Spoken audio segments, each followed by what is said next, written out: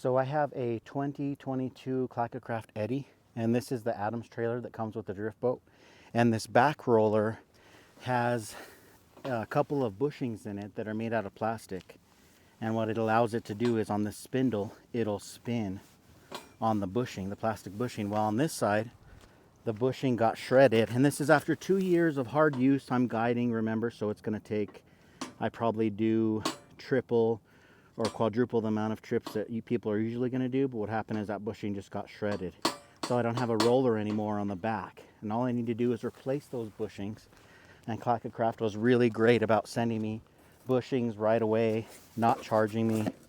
And this is the part that you're going to need, is just a little plastic or heavy duty plastic bushing, and then it's threaded so that the little spindle can go through there.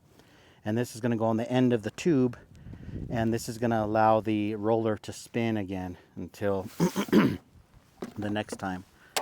So all I need to do is I need to take off the bushings and the old roller, and this is a 19 mil bolt, so this is easy to undo. There wasn't any Loctite or anything like that on there.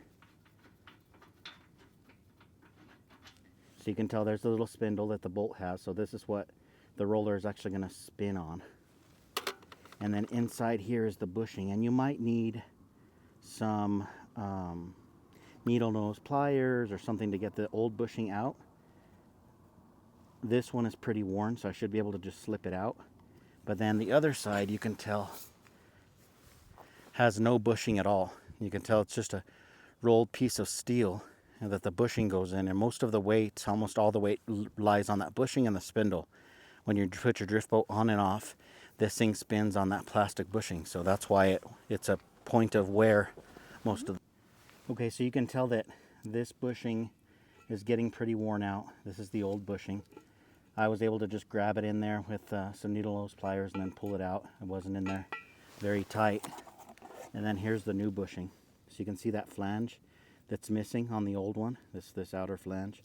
And this is going to go right back inside there, like that. And depending on how much room you have, you might need to hammer that in with a dead blow hammer.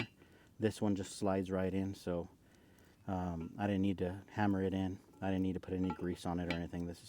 Just slides right in, perfect fit. And then you can see the old one's pretty trashed, and the other side it was missing completely. So this is going to go in here. This spindle is going to go in there, and that's what most of the weight of the boat, almost all the weight of the boat, is going to rest on that little spindle inside this bushing. As the roller turns and you take your boat on and off the trailer, that's what's going to happen.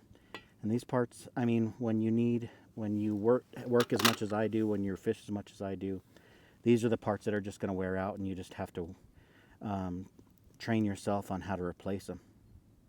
That way you can get to fishing again next season. Okay, so I got the threaded side of the one that was all shredded. I got that put in. Same thing, I didn't need to bang it in or anything. It slipped right in. I got it inside the spindle. This is the roller. And then I got the new one on the other side too.